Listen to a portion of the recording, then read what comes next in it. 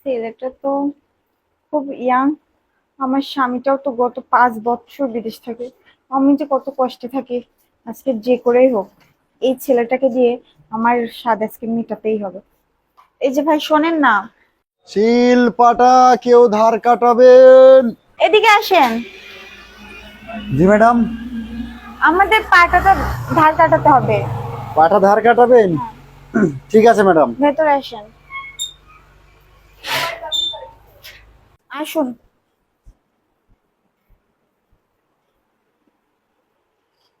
কই আপা নিয়ে আসেন।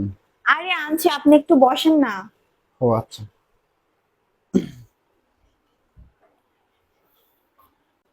আরে আপা আপনি বসতেছেন মানে নিয়ে আসেন, আমি তাড়াতাড়ি কাজটা সেরে আবার অন্য কোথাও করতে হবে।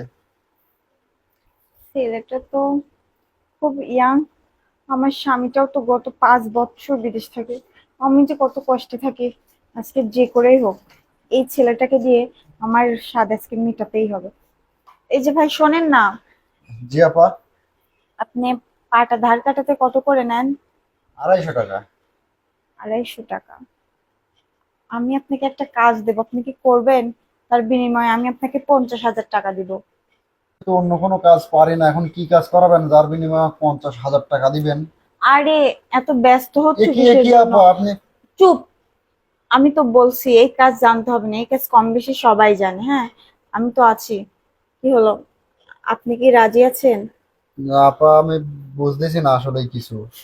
আসলে জানেন, আমার স্বামী না গত 5 বছর বিদেশ রয়েছে। আমি তো একটা অল্প বয়সী মেয়ে, আমি যে কত কষ্টে বাড়িতে থাকি। আপনি বিষয়টা বুঝতে পারছেন হয়তো। আপনি যদি আমাকে কয়েক ঘন্টা সময় দিতেন, তার বিনিময়ে আমি আপনাকে 50,000 টাকা দিব। আরে আপা হাত ছাড়েন তো আপা, আসলে এগুলো আপনি কি বলতেছেন? আমি এই সকল কাজ করব না আপা, এইগুলো তো পাপ। ও, বুঝতে পারছি। এই নে, 1 লাখ টাকা। তুই আমার কাজটা করে দিয়ে যা প্লিজ। তোকে আমি 1 লাখ টাকা দিতেছি। না না আপা, টাকার লোভ দেখায় আমাকে হবে না আপা, আমি এই কাজ করব না আপা। তোর আরো টাকা লাগবে? দাঁড়া, এই নে, আরো 1 লাখ টাকা। তোকে আমি 2 লাখ টাকা দিলাম। তুই আমার এই কাজটুকু করে দিয়ে যা। 2 লক্ষ টাকা আপা এখানে? এত টাকা তো জীবনেও আমি একসঙ্গে দেখি নাই। না না আপা, এই টাকার লোভ দেখায় আমাকে হবে না আপা। আমি এই যে আপনার টাকা নেন আপা, আমি এই পাপ কাজ আমি করবো না আপা। বুঝতে পারছি, ধর। টাকা কম হয়েছে না? এই নে, আরো 1 লাখ টাকা। তাও তুই আমার কাজটা করে দিয়ে যা। 3 লক্ষ টাকা? আসলে আমি তো এত টাকা কোনোদিন একসঙ্গে দেখিও নাই, আমি কাজ করে খাই 250 টাকার। কোনোদিন হয় না। আর এই টাকাটা হলে আমার ভবিষ্যতে অনেক কিছু করতে পারবো। কি আর হলো? হ্যাঁ হ্যাঁ আপা, আমি আমি রাজি আপা, কি করতে হবে বলেন আপা, চলেন। ঠিক আছে, আমার সাথে আমার বেডরুমে আয়। চলেন আপা।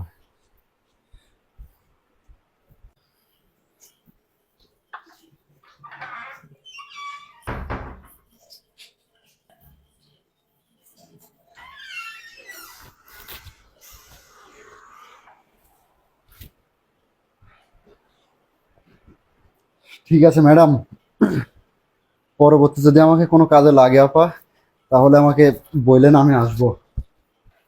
ঠিক আছে, যা।